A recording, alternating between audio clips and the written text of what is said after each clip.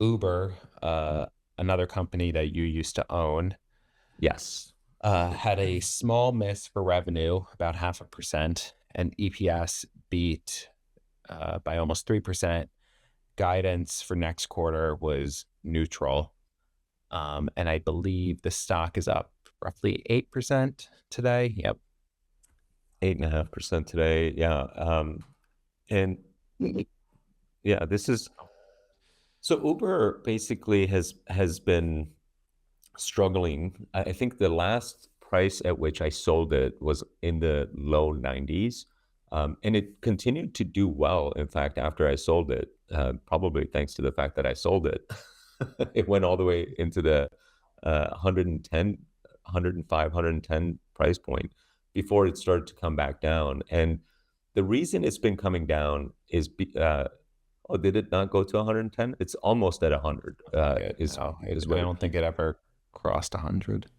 Oh, I could have swore it did, but anyway, Maybe it didn't the close. It went there intraday. yeah, you might be right. But the reason it's been coming down and struggling as a company that is generating huge amounts of profits too, by the way, this is another great example of a company that is executing fantastically. But the investor sentiment on this company turned when robotaxis and Waymos started to make progress, and it just looks like their answer to that problem is not a good one. In that their plan is to just partner with everyone, and the partnership strategy doesn't make a lot of sense from the standpoint of why would these partners in the long term want to share a portion of their revenue with you, Uber? What do you bring to the table? And their answer is, well, we bring all the customers to the table. But it's not difficult, in my opinion, to get the customers. And I think in the investment community's opinion, it's not difficult to bring the customers to the table if you have a great, safe solution that is price competitive, right? And I think Waymo's already showing that with their own app.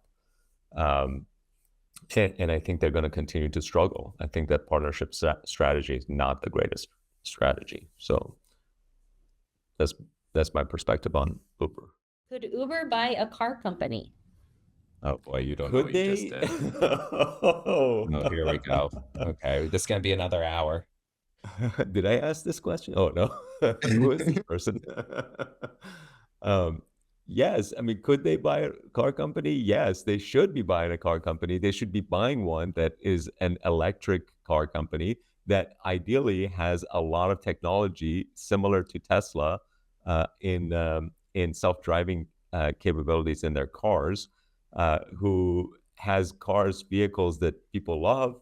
I mean, ideally, they would be buying a company like Rivian, but instead, they have this sort of partner strategy where they're partnering with everyone and their mother, and they're investing in companies like Rivian, and they just committed to a $1.3 billion investment, if I remember correctly, and then they also invested in Lucid, a few $100 million as well. So um, they have chosen not to buy a car company, and they have chosen not to build their own AI and autonomous driving technology.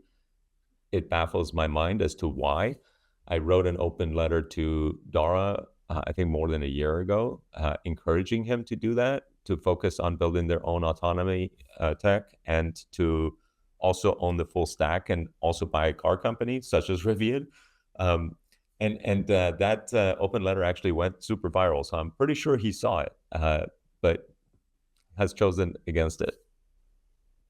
Or So maybe he you did know, try to acquire Rivian and it just didn't work out. yeah, maybe he did, but yeah. But even if you couldn't buy a car company, I think you should still own the AV stack in the same way that Waymo does, for example. And I Right. think this is the part where Travis, the founder of Uber, got right.